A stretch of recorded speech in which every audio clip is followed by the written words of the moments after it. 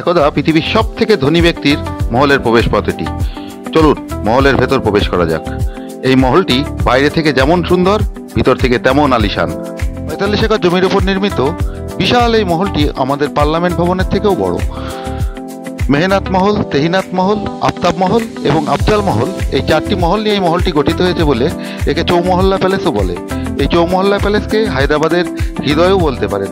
১৭৫০ সালে সালাফত জং এই মহলের নির্মাণ কাজ শুরু করেন এবং ১৮৯৫ সালে ষষ্ঠ নিজাম আসদ জাহা এর নির্মাণ কাজ সম্পন্ন করেন।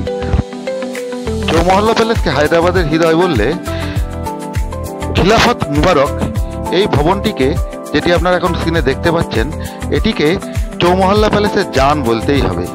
এই মহলে রয়েছে ১৯টি সুসজ্জিত কাচের ঝাড়বাতি এবং মার্বেলের কাজ তো আপনারা সচক্ষেই দেখছেন। এও দেয়ালের কারুকার্য আপনাকে কেন, সারা বিশ্বকেই আজও মোহিত করে চলেছে। ৭জন নিজাম রাজার তালিকা এখানে দেওয়া হলো, আপনারা এই ছবিটিকে একটু পজ করে দেখে নেবেন। এখানে 4টি ঘরে তৈরি হওয়া নতুন মিউজিয়ামে প্রায় কুইন্টাল খানেক স্বর্ণ সামগ্রী আমাদের হোশ উড়িয়ে দেয়। এই দেখছেন ঘণ্টাঘর, এখানে নাকি নিজাম রাজারা প্রচুর স্বর্ণালঙ্কার লুকিয়ে রেখেছিলেন, প্রচুর ধনসম্পদ আছে ওইখানে। প্যালেসটির বেশ কিছু অংশ এখন তৈরি করা হয়েছে হেরিটেজ কটেজ, যেখানে রয়েছে তৎকালীন যুগের লেখা বেশ কিছু পুস্তক, যার ঐতিহাসিক মূল্য অপরিসীম। এটি হলো বিশ্বের বৃহত্তম ডাইনিং টেবিল, যেটিও আজও রাখা রয়েছে সযত্নে নিজাম প্যালেসেই।